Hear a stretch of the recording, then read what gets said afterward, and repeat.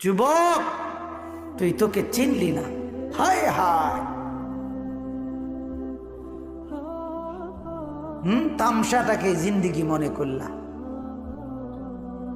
এক প্লেট বিরিয়ানি দিবে, এক প্লেট খিচুড়ি দিবে, 2টা জিলাপি দিবে, এর জন্য জিন্দিগিটা কি কামিয়াবি বানাইলা? এটা কি মনে করলা সফলতা?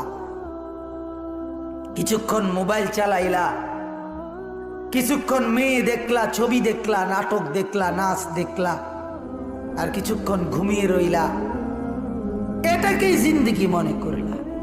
আর আপনারা যারা ব্যবসায়ী কামাই রোজগারি করেন, আর আপনারা এই কিছুক্ষণের কামাই আর বউ বাচ্চার জন্য ভাত মাছ কিনা এই কদ্দুরকেই জিন্দিগি মনে করলেন। আহা, এই সামান্য কদ্দুর ফিকির, এটা তো পিঁপড়ার ফিকির। পিঁপড়া পিঁপড়া।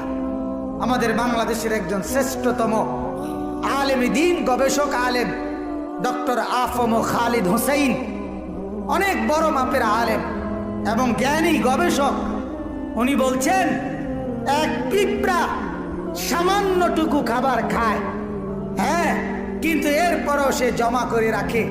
এক হাতি 250 কেজি খাবার প্রতিদিন খায়, একদিন 90 লিটার পানি প্রতিদিন খায়। উনি বলছেন কিন্তু কোনদিন হাতি সে পরবর্তী বেলার খাবার কান্দে কইরা তার কাছে নিয়ে আসে না। সে এরপরে প্রতিদিন মাওলার উপরে তাওয়াক্কুল করে থাকে। রব্বুল আলামিন 250 কেজি খাবার প্রতিদিন তার কাছে পৌঁছায় দেয়।